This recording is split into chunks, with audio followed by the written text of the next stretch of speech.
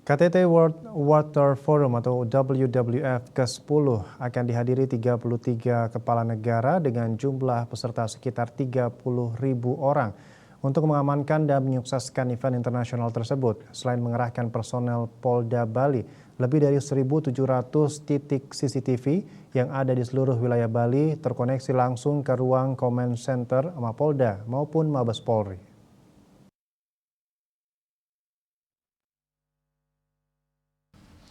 CCTV tersebut memonitor atau merekam aktivitas masyarakat, identitas kendaraan termasuk wajah.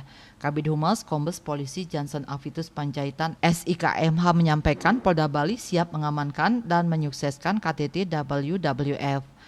Menurut Kombes Johnson, event tersebut tidak main-main karena akan mengundang 33 kepala negara dengan jumlah peserta sekitar 30.000 orang.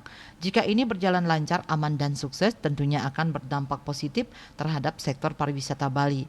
Oleh karena itu, Polda Bali sudah menyiapkan strategi-strategi khusus pengamanan event tersebut dengan membuat operasi kepolisian Tribrata Agung 2024 selama 10 hari yakni 17 hingga 27 Mei 2024 mendatang. Polda Bali akan menerjunkan kekuatan penuh dalam pengamanan WWF nanti, termasuk personel BKO dari Mabes Polri dan Polda-Polda terdekat, serta Polda Jatim dan NTB yang secara keseluruhan berjumlah sekitar 5.791 personel. Jumlah kekuatan tersebut belum termasuk TNI dan instansi terkait lainnya. Sosialisasi, imbauan, dan pesan Kamtibmas juga terus-menerus disampaikan kepada masyarakat. Tujuannya supaya masyarakat Bali turut mendukung dan menyukseskan KTT WWF dengan cara selalu menjaga situasi keamanan di lingkungannya masing-masing.